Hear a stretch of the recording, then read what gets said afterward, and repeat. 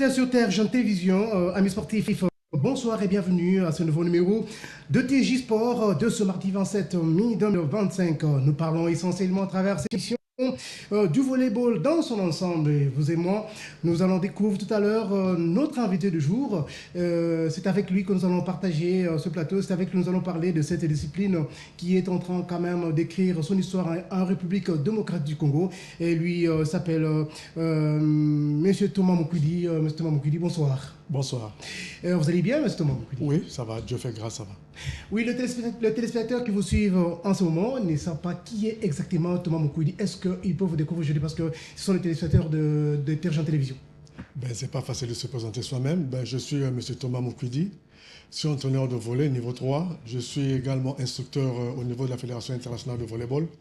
J'assume également les fonctions de secrétaire général adjoint de la Fédération de volleyball du Congo, sélectionneur principal des Léopards à volleyball à 6 et entraîneur de VC Espoir. Beaucoup de casquettes à la fois et c'est vraiment une tâche facile. Entraîneur, instructeur, tout à la fois, CGA, donc c'est beaucoup de tirs à la fois. Oui, c'est vrai, mais... Est-ce que c'est pas, vous ne tomberez pas dans ce qu'on dit qui trop embrasse mal les trains? Non, chaque chose se fait à un moment donné. Présentement, devant vous, j'assume les fonctions d'entraîneur de VC Espoir. Ok. Par rapport à ça, quand il s'agit d'être au niveau de la fédération, je le suis. Quand il s'agit d'être au niveau de l'équipe nationale ou encore aller en formation au niveau de l'intérieur ou à l'extérieur du pays, il y a chaque chose à se faire selon un timing bien défini. Là, nous allons parler d'abord en tant que coach, parce que vous êtes CGA, vous êtes instructeur à la CAF, à la KVB. FIVB. Voilà, FIVB. Vous êtes. Parlez-nous juste brièvement en fait, de votre parcours, au début jusqu'à aujourd'hui, parce que vous avez joué au basket, vous avez joué au volleyball. Est-ce que vous êtes tombé comme un cheveu dans la soupe? Et voilà un peu, que les gens vous découvrent aujourd'hui, qui est exactement, parce qu'on vous a découvert avec plusieurs casquettes, mais maintenant quand même de votre parcours. Le parcours, je vais être succinct. J'ai commencé à jouer au volleyball à Brazzaville, au sein de Unisport de Brazzaville, Exactement. Où j'ai évolué pendant près d'une dizaine d'années. Ensuite, je suis allé à Interclub de Brazzaville, où j'ai également joué pendant 3-4 ans. Les activités professionnelles ne m'ont pas permis à l'époque, parce que je travaillais au casino, Exactement. de continuer à prester en tant qu'athlète. Je me suis renversé vers l'entraîneurat et j'ai commencé à entraîner effectivement avec Volley Club Inter, la version féminine que nous avons créée avec mon collègue de l'époque, M. Marold. Ensuite, avec la situation qui s'est un peu détériorée au niveau de Brazzaville, je suis rentré au pays à Kinshasa parce que je suis congolais d'origine de la RDC, mais natif à Brazzaville. Exactement. Faut le préciser. Les gens risquent de pas comprendre. Les circonstances ont fait que j'aille là-bas. C'est pas ici l'endroit de le dire, mais je suis rentré à Kin. Quand je suis rentré à Kin, j'ai commencé par entraîner la police volleyball, et s'en est suivi avec Club Canon de Ndjili et beaucoup d'autres équipes. J'ai été élu directeur technique, nommé directeur technique en 2001, je pense. Je suis resté à ce poste pendant 10 ans. Ok. Après, j'ai passé le flambeau à quelqu'un d'autre. Je suis revenu à l'entraîneurat. C'est en 2012, j'ai fait le niveau 2, ici avec M. André Glaive. 5 ans plus tard, en 2015, non, 3 ans plus tard, je pense. En 2015, j'ai fait le niveau 3 à Dakar avec Peter Nononbroche, actuel entraîneur de l'équipe nationale du Cameroun. Okay. Et après, c'est en 2022 que je suis devenu instructeur au nom de la FIVB. Ok, si on peut retourner un tout petit peu en arrière, faire un marche en arrière un tout petit peu. Vous avez parlé de les raisons professionnelles ne vous ont pas permis de pratiquer votre carrière de volleyeur avant que vous soyez transformé comme entraîneur. Et si on peut parler en termes comparatifs. Donc, comparativement, si vous étiez en train de jouer et comparer entre Thomas Mokwidi comme athlète et Thomas Mokwidi comme entraîneur, vous préférez embrasser quelle carrière pour aller jusqu'à c'est vrai qu'entraîner, on subit la politique des entraîneurs, leur vision à eux. C'est vrai qu'on a des ambitions personnelles, mais ça s'oriente dans la vision de l'entraîneur. Or, en tant qu'entraîneur, on a des idées pour faire progresser la discipline, pour faire progresser même les athlètes au niveau individuel. Je pense que je suis mieux là où je suis aujourd'hui. Vraiment, on vous félicite parce que c'est quand même, c'est pas facile. Quelle différence faites-vous entre le volleyball de 6, parce que les gens nous suivent, hein, Oui. le volleyball de 6 et le volleyball à 2. Ben, le Ce volley... sont les mêmes règles, ce sont les mêmes règles, ce sont les mêmes instruments. Donc, est-ce qu'il n'y a pas une différence au niveau de règlement en fait, comment... Non, il y a une différence fondamentale. Si on part dès le départ par la dimension du terrain, le volleyball à 6, c'est 18 sur 9, Ok. alors que le volleyball à 2 ou à 3 ou à 4, le beach volleyball, c'est les dimensions de 16 sur 8. Donc ça veut dire que ça crée une différence. Même maintenant, dans la pratique, même, il y a des gestes que nous faisons au volleyball à 6 qui ne sont pas permis au niveau du volleyball À 2. à 2. Notamment la frappe, placer la balle main ouverte. Quand ils placent le ballon, ils sont obligés de regrouper les doigts pour pousser la balle. Mais placer comme nous plaçons avec le poignet, ça ne se fait pas d'un cas simple, par Et exemple. là, ça va demander une émission pédagogique. Parce que là, maintenant, Ça, c'est c'est vrai. une pédagogie que nous sommes en train d'entamer. Mais apparemment, comment, en fait, je ne sais pas, hein, c'est un peu compliqué faire le volleyball aussi, c'est faire le volleyball à 2. Et on retrouve seulement le même joueur qui sont chez le volleyball de 6 et ils font le volleyball à 2. Est-ce que ce n'est pas une cacophonie? Ben, en fait, ce n'est pas l'idéal. C'est pas l'idéal. Sous d'autres cieux, les butchers restent butchers. Ok, Et les voleurs, le volleyball assis, le volleyball indoor reste indoor. ok. Pourquoi? Parce que ça déforme toujours certains gestes.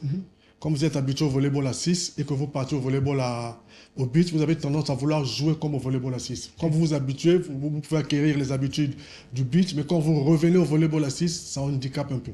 Et maintenant, parce que là, vous avez la casquette de CGA de la fédération, quelle politique peut-être pourrez-vous mettre en place pour pouvoir dissocier les joueurs, les volleyeurs indoor, comme vous avez dit, et les volleyeurs beachers? Donc, comment on peut... Ben, donc tout ça, c'est dans la formation. Aujourd'hui, c'est vrai que la fédération de volleyball est ancrée dans une politique de formation tout azimut, Ok. mais il va falloir que nous soyons à même de former des joueurs uniquement pour le beach. Exactement. Dès les fondamentaux, dès leur venue dans le volleyball, ils sont orientés vers le beach volleyball avec une détection bien entendu. Mais après, maintenant, on leur donne le B à bas du beach volleyball pour ne pas que ils partent du volleyball à 6, jouer le beach volley, revenir au volleyball à 6. Parce qu'on a eu à perdre certaines finales, même une qualification aux Jeux Olympiques, si ma mémoire est bonne. Une fois, nos beachers sont allés compétir au niveau du Kenya, en Coupe d'Afrique des clubs champions. Juste après la compétition du Kenya, les athlètes sélectionnés au beach avaient une compétition au niveau du Rwanda. Je ne connais pas bien la ville actuellement. Et c'était qualificatif pour les Jeux Olympiques. L'équipe qui les avait battus en finale, alors que nos Léopards les avaient battus en tournoi bien avant, mais arrivés à ce niveau, comme ils avaient perdu le contact avec comment on appelle ça, avec le sable, ils ont joué sur du plancher. Repartir là-bas, ne pas avoir le temps de réadaptation, leur a coûté cher. Je reviens avant encore de parler de votre parcours au niveau des EVS Espoirs. On reste encore dans cet angle de la FIVOCO. Et, il y a de cela pratiquement 5 ans, 6 ans, vous avez organisé un championnat, la CAN de beach volley. C'est vraiment un point très important. D'ailleurs, je vous félicite pour ça parce que moi, j'avais préparé à cette compétition. Et pas prendre part comme athlète, mais prendre part comme créateur. Et à la fin, on constate que vous êtes arrêté après. Donc, on pense plus loin, on s'est arrêté qu'au niveau de prendre part au championnat, se déplacer pour aller jouer ailleurs. Non, je crois que si aujourd'hui il y a une discipline dans le volley qui fait beaucoup de sorties, c'est le beach volley, parce que le volleyball assis, c'est assez coûteux. Vous savez qu'il y a la problématique de financement du sport au niveau du gouvernement. Ils ont beaucoup de choses à faire, c'est vrai, mais cela n'empêche que de temps à autre, ils ont un regard vers le sport, parce que également nous sommes les porte-étendards du drapeau national, Exactement. hein, parce qu'il n'y a que deux catégories de personnes pour lesquelles l'hymne national est chanté et le drapeau flotte, c'est le président de la République et les sportifs. Oui, Donc ça veut exactement. dire qu'on doit nous mettre à notre place. Ben, le beach volleyball se déplace souvent. Même là, ils sont en préparation pour aller à Durban, si ma mémoire est bonne, Ok. pour participer à une compétition qualificative pour les championnats du monde. C'est vrai que l'organisation coûte cher, il faut un accompagnement et les sponsors qui se font tellement rares, avec beaucoup d'exigences. Je crois que là également, il y a une politique à faire en termes de sponsorisation des fédérations sportives. Ça a été discuté au niveau des États généraux. Il reste juste l'application et on verra si ça pourra aller. Mais quand cela ne tient, le volleyball, en termes de but de volleyball, ça vit. À vous entendre parler, d'après un téléspectateur m'a dit, Coach Thomas Moukoudi donc a fait passer par beaucoup d'équipes en tant qu'athlète, coach, et ainsi de suite. Est-ce qu'il est aussi préparateur psychologique? Comment il arrive à gérer sa psychologie avec le jeu? Parce que tous les joueurs, tous les athlètes que vous rencontrez n'ont pas peut-être le même moral, n'ont pas la même éducation, n'ont pas les mêmes instructions. Et comment vous arrivez à le gérer? Ben, ça aussi, c'est un aspect parce que nous ne pouvons pas être tout et être meilleur partout. C'est assez difficile parce que chacun de nous a à son créneau. C'est vrai que nous sommes des généralistes, on est obligé de faire du touche à tout quand on est entraîneur de haut niveau, mais il y a une spécialité telle que le mental, c'est un psychologue qui doit les prendre en charge. Ben, à défaut de cela, nous essayons de leur communiquer notre art, notre façon, notre envie de jouer, notre expérience, par des gestes, les encourager. Exactement. Même au moment où ils veulent flancher, tu dis que non, c'est moi qui te demande de le faire. Je prends un cas simple. J'étais en Coupe d'Afrique avec un joueur qui avait des problèmes qui n'était pas trop sûr en lui en service. Okay. Je l'ai remplacé une fois. La deuxième fois, il fallait qu'il reparte au service parce qu'on ne le remplace qu'une seule fois. À la fin, il est au service. Je lui ai dit, c'est moi qui te dis, j'ai confiance en toi, tu vas passer. Ta balle va passer. Si ça ne passe pas, c'est moi. Vas-y. En fait, je lui ai donné un peu ce que j'avais en moi. Okay. Et il a cru. Il a cru et c'est passé. Il a fait de bons services et ça nous a aidés. En fait, c'est des manières à faire. C'est une tâche qui vous faites dans un grand service parce que moi, je sais que chaque équipe doit avoir un psychologue ou avant un psychologue pour communiquer avec les athlètes avant, pendant et après le match. Parce qu'il y a un moment, quand vous perdez, vous êtes en train de perdre au tableau, ça démoralise un tout petit peu. Si on n'a pas, comment on appelle, si on n'a pas le moral des vainqueurs, bien de guerrier, on passe à côté de la plaque. En tout cas, moi, je vous félicite.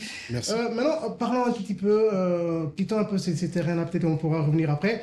De votre carrière, depuis que vous êtes arrivé à Kinshasa, parce qu'après vous êtes venu ici, quels sont les clubs que vous avez entraînés avant d'arriver à Espoir? Ben, j'espère ne pas oublier. J'ai commencé avec la police, qui était d'abord garde civile, et il y a eu une mutation à la police. Ben, après la police, je suis allé à Kano de Njili. Kano de Njili en 2014, c'était une équipe junior. On a travaillé longuement pendant une dizaine d'années. C'était Jacob. Oui, avec l'honorable Jacob. Cette équipe est arrivée au niveau et à devenir parmi les équipes les plus titrées de la ville de Kinshasa. Exactement. Félicitations. Merci, on a fait un travail. Après Kano de Njili, on est passé par V-Club. V-Club, on a travaillé avec V-Club. On a fait une Coupe d'Afrique avec V-Club. Après, on a essayé de travailler, qui était à l'époque Bilingue Akin, sous l'impulsion de M. Kimboutaye, les anciens dirigeants de V-Club. Okay. On a essayé de faire un travail, ça a progressé.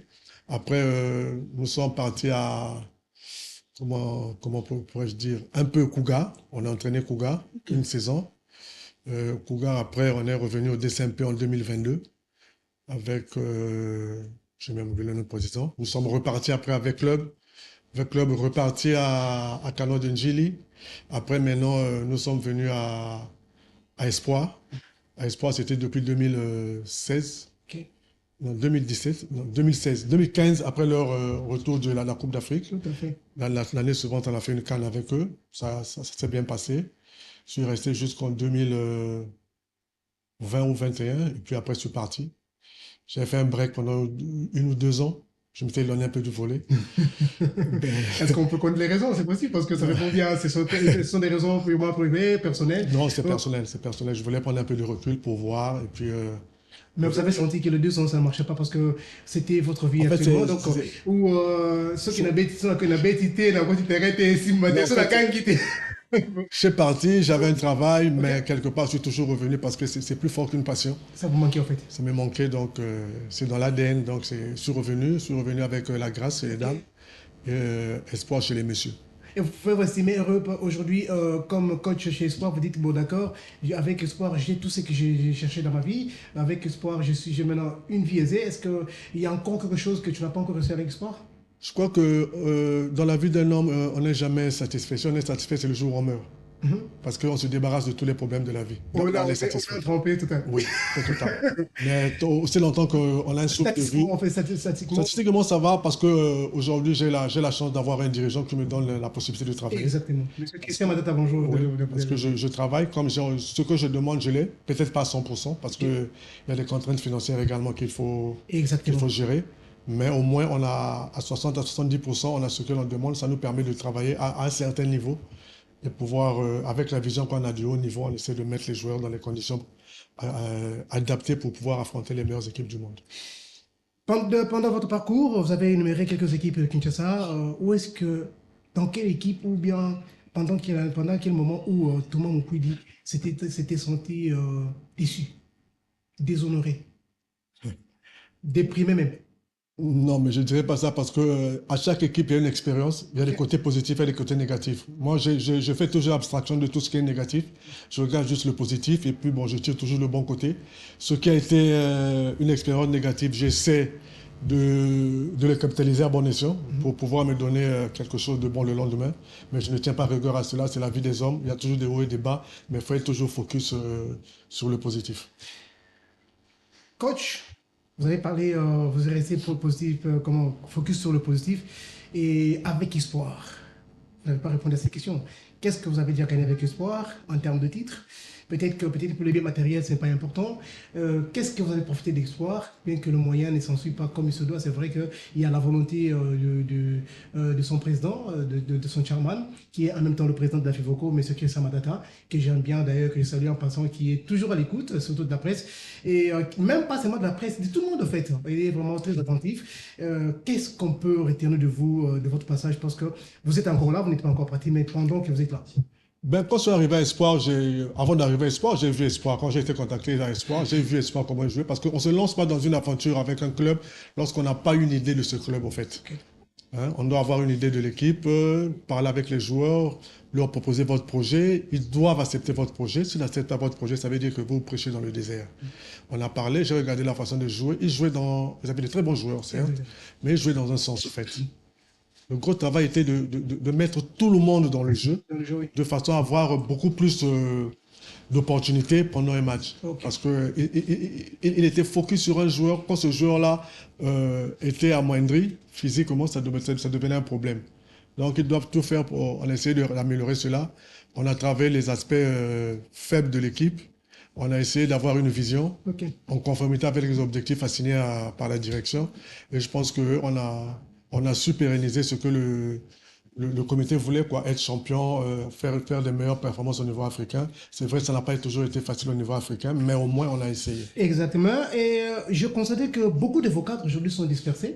Je les vois un peu partout. J'ai pris part au lancement du championnat d'entente provinciale de football, pardon, de volleyball de Kinshasa, où j'ai vu Darby qui était chez vous n'est plus là. Il est ailleurs. L'autre fois, je l'ai trouvé chez Garde Républicaine. Je pensais qu'il faisait part de la Garde Républicaine et je l'ai vu jouer chez Free Boys. Queen Team. Il y a Salvambouy qui n'est pas ici avec nous. Je vois, il est à Kolwezi, si j'ai de bonne mémoire, ou bien À Lubumbashi, pardon, avec Emmanuel. Ok. Mais il était en Libino avec. Voilà. Et je vois Yannick. En tout cas, j'ai vu beaucoup de vos cadres. Et quand je ne sais pas. D'abord, c'est quoi la politique aujourd'hui? Est-ce que vous regrettez de l'avoir perdu ou bien vous dites que non, d'accord, voilà, c'est un travail que je fais aujourd'hui qui est en train de profiter aux amis et qui amène aussi une rivalité au niveau du championnat? Je pense qu'on n'a pas regretté sur le départ d'un joueur. Au contraire, il faut donner la possibilité d'un joueur d'évoluer là où il se sent le mieux. Parce que quand vous bloquez un joueur, ça veut dire qu'il peut vous gâcher des matchs inutilement, mais donnez-lui le temps d'évoluer. S'il trouve que là-bas, là où il est parti, il croyait trouver peut-être le ciel et qu'il n'a pas trouvé, s'il veut revenir, la porte est toujours ouverte. Mais ce sont des joueurs de très haut niveau. Je crois que quand ils partent, c'est à nous maintenant de puiser dans la réserve, de voir les jeunes et le faire parvenir au niveau des Chéchas. Parce que Yannick ne sera pas seul. Il faut beaucoup de Yannick pour faire des Exactement, grandes il n'y équipes a au pas un Congo. bloqueur comme Darby, hein, parce que franchement, Darby était avec nous. Il est parti d'abord à Green Team. Ensuite, il est parti à Emmanuel. Il est revenu à Green Team. Je pense que c'est ça. Au fait, ça change également le niveau du championnat. voilà. Ça donne beaucoup plus de Et dualité. là, nous allons sauter partie directement, parce qu'il n'y a pas longtemps, vous venez de prendre part à la 46e édition de la Coupe d'Afrique, du championnat africain de club champion. Et là, c'était pendant votre préparation. Vous êtes rendu, c'est vrai, on ne peut pas faire l'évaluation maintenant, mais peut-être en quelques mots, qu'est-ce qu'on peut retenir de cette compétition? Ben, ce qu'on peut en obtenir de cette compétition, c'est une montée en puissance des équipes au sud du Sahara, Ok. en comparaison avec les équipes du Nord. Mhm. Parce qu'aujourd'hui, hier encore, les équipes comme les Ali, les Espérances de Tunis ou le Suel, aujourd'hui champion d'Afrique, étaient les monstres pour nous. Mais aujourd'hui, on arrive à les affronter sans complexe. C'est déjà un aspect positif. Et nous, été pour certains matchs, les arbitres qui n'ont pas été assez corrects et que la nouvelle technologie mise en place qui n'a pas été écartée à un moment donné, peut-être que beaucoup d'équipes africaines seraient au sud du Sahara, auraient pu rivaliser de l'ardeur avec eux. Mais ce qui est positif, c'est qu'il y a une montée en puissance des Africains au sud du Sahara. Et c'est une bonne augure pour le niveau du volleyball africain. Parce Malgré votre une mauvaise entente, parce qu'il faut qu'on se le dise, c'était devant Sudi Sporting Club de la Libye où vous avez Espoir est tombé à main. Et je ne sais pas si. Est-ce que vous étiez attendu à cette défaite? ben, je savais que ça allait être difficile. Parce que jouer Sweli à Misurata, c'est comme son fief où le stade est plein, il n'y a pas de place pour les autres, rien que pour eux. Bon, on a tenu, on a essayé de rivaliser. C'est vrai qu'on a pu déceler beaucoup de failles. Cela est dû également à un manque de compétition. Ça, c'est évident également. Il y avait les repères qu'il fallait caler, beaucoup de choses qu'il fallait voir sur ce match. Ben, on a essayé de donner, on a donné. Nous, on a visualisé le match. On a dit, bon, il y a des aspects positifs dans le match. En dépit de la défaite, on va essayer de voir ensemble qu'est-ce qu'il faut rectifier rapidement pour pouvoir aller de l'avant. Et c'est quoi ce que vous avez rectifié? Parce qu'après, je crois, deux sorties, on a trébuché, si je peux le dire ainsi. Oui, oui. On a trébuché à deux reprises. Et après, on a repris le match pour arriver à jouer même le quart de finale. En fait, on a vendu s'arrêter au quart de finale. C'était quoi le discours? C'était quoi la communication? Et c'était quoi les erreurs que vous avez décidé de vous Le problème majeur, c'était d'abord la qualité de notre service. Aujourd'hui, la force d'espoir réside dans la qualité de son service. Et au haut niveau, c'est ça. Celui qui gagne le side out, enfin, excusez-moi le terme technique, celui qui gagne le terme, comment on dit, le service recep, gagne le match. Alors, à un moment donné, ça veut dire que vous devez prendre le maximum de risques au service pour désorienter le système de jeu adversaire. Ils vont vous donner des balles en free ball et vous pouvez maintenant construire en K2. Ben là, on n'a pas été assez puissant en termes de cet aspect. Par contre, les Libyens nous ont dérangé en termes de réception. Ça nous a permis de jouer en situation minimale. Ils avaient un bloc très haut, ça n'a pas très bien marché. C'est vrai qu'on a forcé, mais par-delà tout, ils prenaient de l'avance. Les rattraper, ça demande beaucoup d'efforts, mais ça a été... Et c'est quoi l'objectif pour lequel vous étiez rendu en Libye? C'était pour ramener le trophée? Ou bien c'était pour terminer? Non, je crois qu'en partant, nous avons été assez clairs. Nous n'avons pas de démagogie. On a dit que l'objectif, c'était d'atteindre le quart de finale. Passer le premier tour, le deuxième tour, atteindre le quart de finale. Et l'appétit venant en mangeant, on allait voir ce que ça allait se passer. Donc, terminer sixième, c'est vraiment un point positif pour vous? Ben, c'est déjà positif parce qu'on pouvait même faire mieux.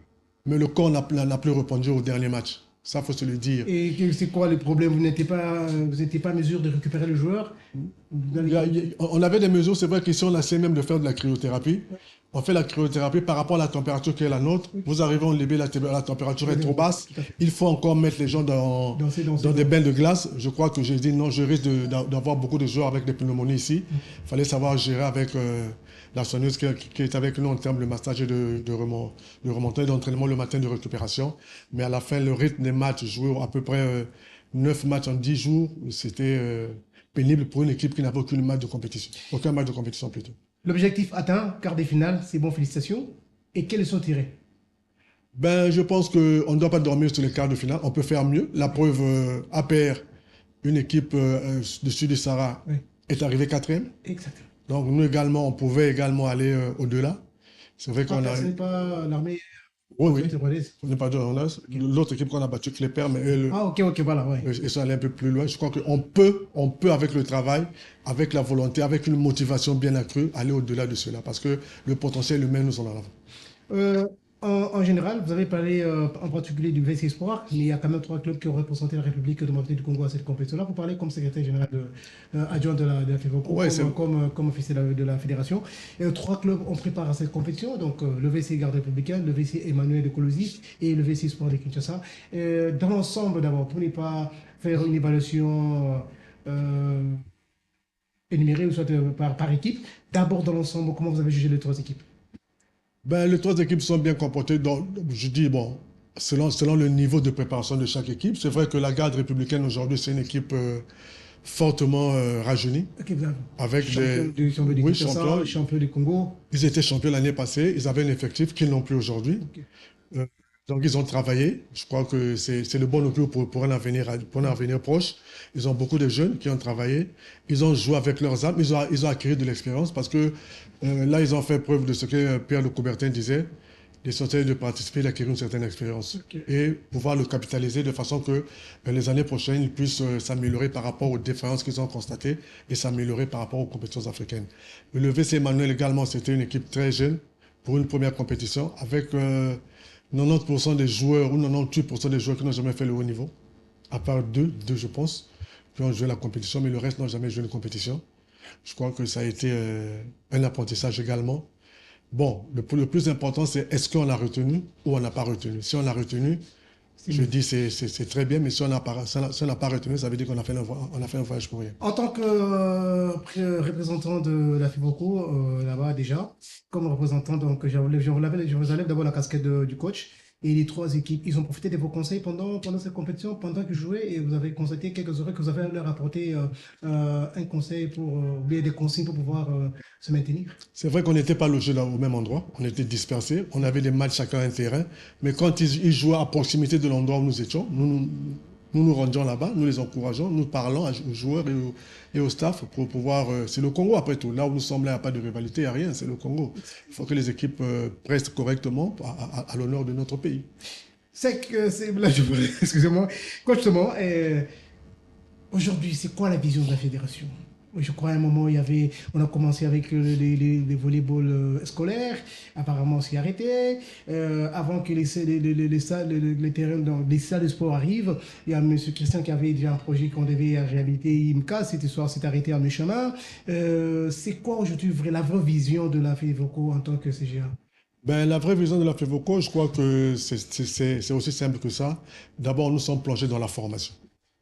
Ça, et puis il y a le projet Volleyball Avenir que l'on va relancer, qui a connu beaucoup de problèmes parce que ça bute tout à un problème de financement. Exactement. Parce qu'on a mis des structures en place. Il y a un centre à Goma qui essaie de fonctionner avec des moyens propres, mais c'est difficile. Il y a un centre à Kolwezi que le président de la Ligue essaie de faire fonctionner. À Kinshasa, il y a des centres pilotes que l'on va mettre parce que dans la vision, la fédération a opté pour la formation des cadres et la formation des athlètes. La formation des cadres, nous avons été à Kolwezi, au Lualaba plutôt. On a formé les entraîneurs nationaux. Pourquoi les entraîneurs nationaux? Parce que la fédération a réfléchi en ce sens.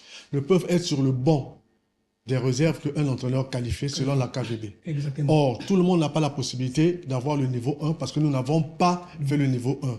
Or, pour pallier à ce manquement, qu'est-ce que nous avons fait? Nous avons créé un diplôme national qui est considéré au niveau de la fédération. Non, pas au niveau de la nation. Ça veut dire que c'est le niveau 1 que nous leur donnons, mais avec l'obtention d'un diplôme de niveau national. Ça veut dire qu'ils sont déjà... ils ont déjà la matière du niveau 1. Dès que le niveau 1 arrive, ils auront moins de problèmes pour faire le niveau 1. Je pense que vous êtes en train de rejoindre aussi l'idéal de l'ENAFOOT, mais que je ne peux pas faire une comparaison ici où pour être seulement, il faut avoir un diplôme déjà assez élevé pour pouvoir... donc c'est quand même une très bonne idée. Oui. Donc nous avons créé ce diplôme. Nous avons été là-bas, nous sommes partis au Katanga. On l'a fait à Kinshasa, la remise des certificats huilières. Je crois que nous serions partis à... comment on appelle ça? À Kananga, mais nous, c'était la Coupe d'Afrique qui nous a un peu empêchés, mais ce n'est qu'une partie remise. Nous serons à Kananga et puis nous allons partir à Gemena. L'idéal, c'est d'abord renforcer là où se joue réellement le volleyball et pouvoir leur donner la matière pour pouvoir encadrer la jeunesse. Mais là, vous avez pensé, vous avez commencé au sommet. Il fallait peut-être commencer à former la relève, donc avoir des équipes d'âge, des compétitions d'âge. Je ne sais pas, est-ce que ça... L'idéal, c'est d'abord former les formateurs. Et ceux-là auront la possibilité de former les jeunes. Et nous, en tant qu'experts, nous allons partir pour voir quel est le travail qui se fait au niveau de ces centres où seront affectés les entraîneurs nationaux formés. Parce que c'est rare, il faut que ce soit le plus vite possible. Oui. Pourquoi je dis ça? Parce qu'aujourd'hui, quand je viens d'évoquer les cas de beaucoup ici, il y a Changa, il y a Nikishisha, il y a Salvamboui, il y a Derby. Donc, ce sont des joueurs qui sont presque fin en carrière, Il faut déjà commencer à penser à leur... réinsertion. Voilà. Vous avez réinsertion comme vous l'avez fait, en tout cas, félicitations. Peut-être que je n'ai pas les images pour parler de la formation que vous avez, en tout cas, c'est une très belle idée. Peut-être déjà penser à la relève avec l'équipe nationale, avec tout, avec les équipes nationales. Voilà. Les équipes nationales, les équipes nationales, déjà, il y a des prélistes pour les U18, U19 et U16 qui doivent commencer incessamment parce qu'ils auront des compétitions à ce niveau-là. hein, même en termes continental. Parce qu'il y a beaucoup de jeunes aujourd'hui, la problématique de notre sport en général, le volleyball en particulier, c'est que les athlètes apprennent le haut niveau en étant seniors. C'est pas vrai, c'est pas vrai. C'est pas normal. C'est pas Or, pourquoi c'est pas vrai. c'est une culture que l'on acquiert en franchissant les étapes. J'ai été U16, j'ai été U17, U18, U19, U20, et ainsi de suite, je deviens Donc, senior. ils n'ont pas vraiment le fondamental. Non, parce que ça c'est quelque chose que l'on acquiert en progressant avec la compétition. L'esprit de la compétition naît en participant à la compétition, pas en allant directement au senior. Ceux avec lesquels vous jouez au senior ont franchi ces étapes-là. Alors, nous devons également faire un effort au niveau de notre pays de faire ces étapes dans toutes les disciplines possibles de façon à être performant demain. Moi, je pensais que peut-être que vous avez, j'ai évoqué des volets scolaires. Pourquoi? C'est par là aussi qu'on peut constituer une base de données, bien qu'il y ait encore la formation que vous avez évoquée en premier, mais ça n'empêche de faire de chemin, hein, donc de suivre deux lèvres à la fois. Vous formez, en même temps, vous organisez des championnats d'âge pour avoir déjà une base de données et le former aussi, parce que déjà, vous avez parlé, beaucoup des volleyeurs aujourd'hui sont en train d'apprendre des fondamentaux en étant enseignants. Oh, ce qui n'est pas bon. Donc, il y a beaucoup de choses qui leur échappent. Et pour pallier à tout ça, je ne sais pas si peut-être que je suis en train de taper à côté, ou vous avez resté dans cette logique d'abord de former les formateurs pour pouvoir penser au sport d'âge, bien volet d'âge, ou bien au niveau scolaire. Bon, moi je pense que dans la formation récente que nous avons eu à faire à Kinshasa, il y a eu au moins plus d'une dizaine de professeurs d'éducation physique, principalement de Moamba. Je tiens à remercier les encadreurs de Les autres Moamba. n'ont pas été intéressés? Non, nombreux n'ont pas été intéressés.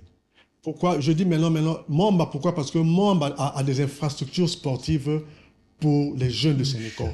Or, aujourd'hui, faites le tour de la ville de Kinshasa. Vous verrez des écoles dites renommées, mais il n'y a même pas un terrain de jeu. Prenez sous d'autres C'est par cieux. rapport à l'espace qu'on leur raconte. Prenez sous d'autres cieux. Je ne compare pas. Je prends juste le cas de Brazzaville. Le premier examen au BEM, c'est-à-dire brevet d'études moyennes générales, c'est l'épreuve d'épaisse.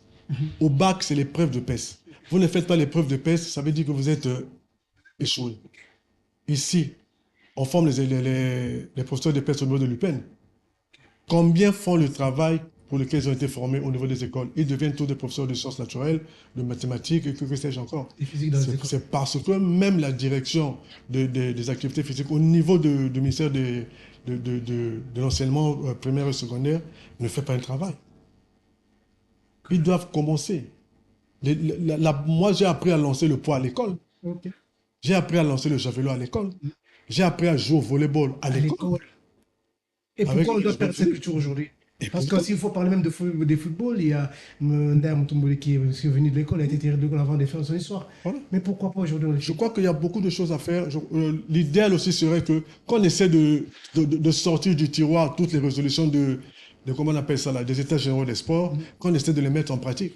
Est-ce que vous croyez au moins cet état généraux des sports? Non, parce que les gens sont réfléchis. J'ai été aux états généraux. Les gens sont réfléchis. Ils ont couché des projets, ils ont couché des résolutions, mais c'est la matérialisation.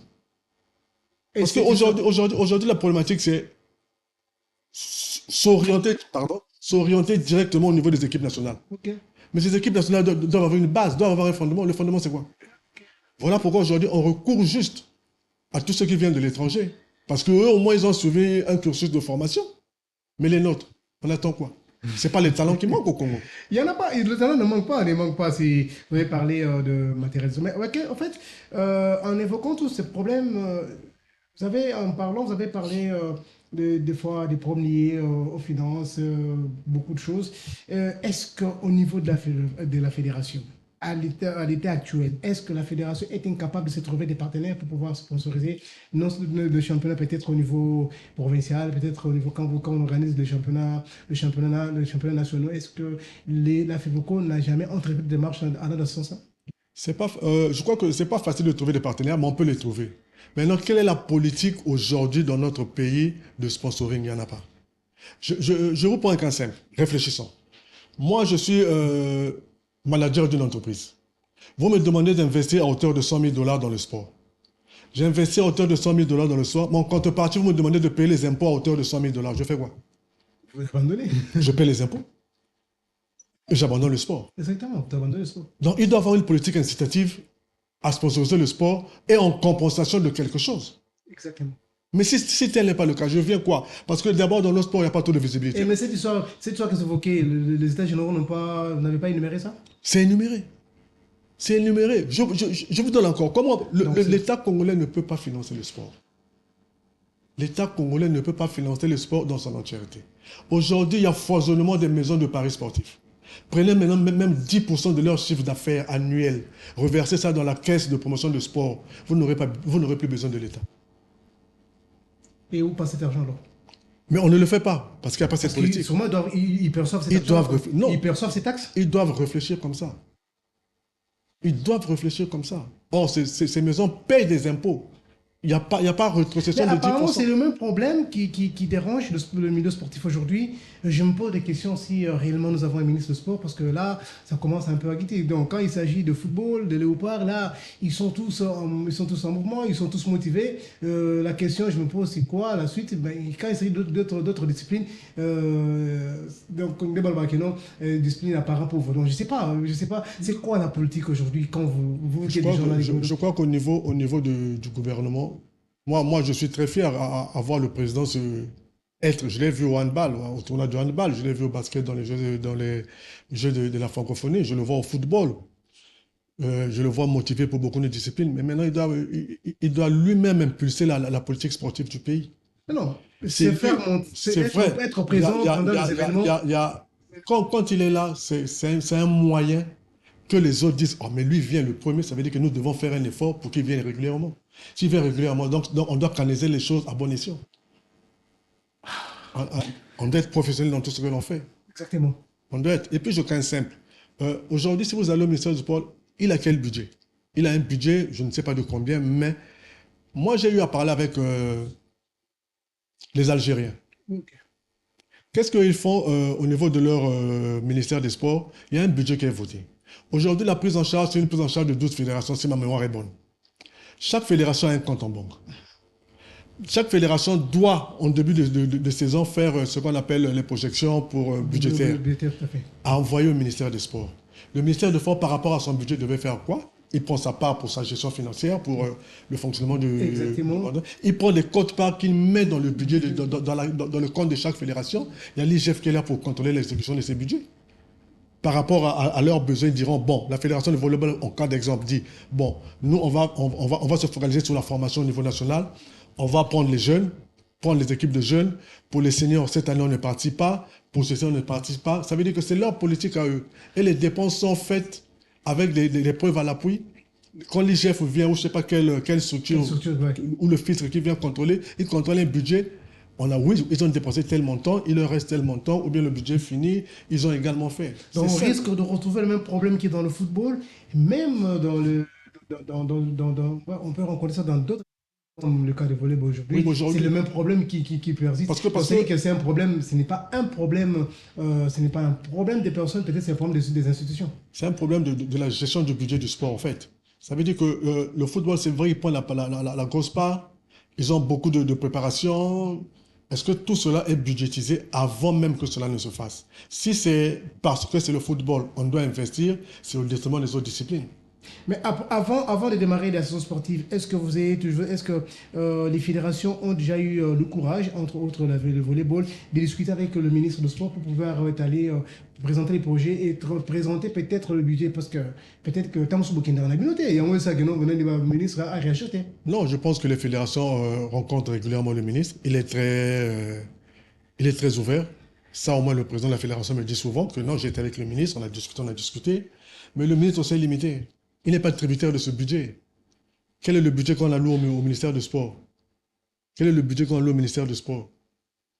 Je ne sais pas. Je ne sais pas si s'élève à combien. Est-ce qu'il peut réellement, ce budget-là, couvrir les besoins du sport national? Mais avec le taxe qu'on fait payer tout ce qui est de loisirs, donc je pense que le ministère du Sport doit avoir quelque chose. Payer les taxes qui doivent partir. Ce sont les loisirs. Ce n'est pas seulement le ministère du Sport, le ministère du Sport et loisirs. Il y a beaucoup de taxes comme ça qui se font payer. Est-ce qu'on ne peut pas mettre ça au profit de sportifs? Ça, je ne suis au courant de rien de ça. Donc, je n'ai pas l'œil là-dessus. Et je ne sais pas comment ça se fait. Donc, mais moi, c'est le sport qui m'intéresse. Je crois que si on veut devenir grand dans le sport, on doit investir dans le sport. Si on n'investit pas dans le sport, on va faire le sport figuratif. On va, On aurait pu, et on va toujours s'arrêter avec ce verbe. Oui, coach, nous acheminons petit à petit vers la fin. Dans pratiquement 5 minutes, on pourra déjà terminer. Ma question est de savoir, est-ce que les coachs Nkoudi peut s'estimer heureux jusqu'à cet état? Est-ce qu'il y a des choses que mon coach Nkoudi devrait faire qu'il n'a pas encore réalisé? Ou des choses qu'il devrait réaliser et déjà réalisées? Est-ce que le coach Nkoudi est encore en train de rêver encore grand? Donc, en quelques lignes. Mais on rêve toujours grand parce que c'est vrai que j'ai joué une Coupe du Monde avec le U18. Avec le U18.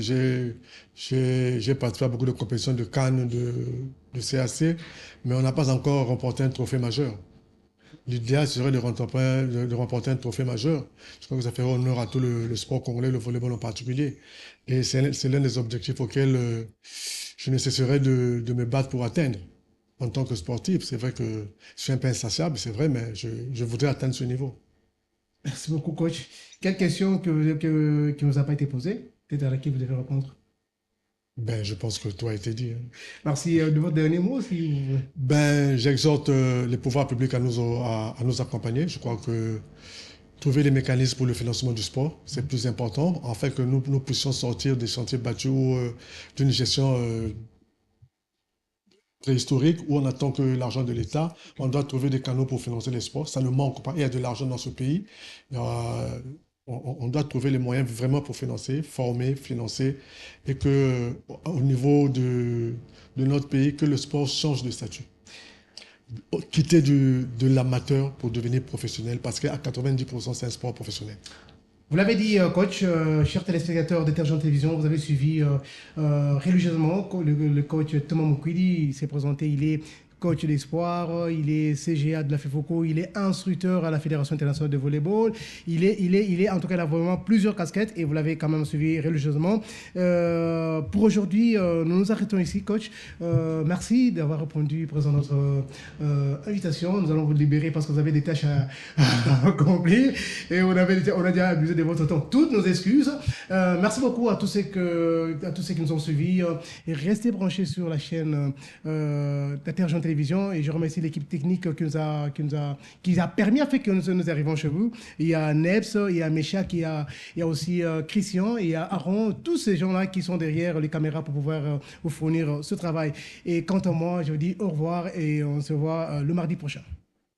Merci.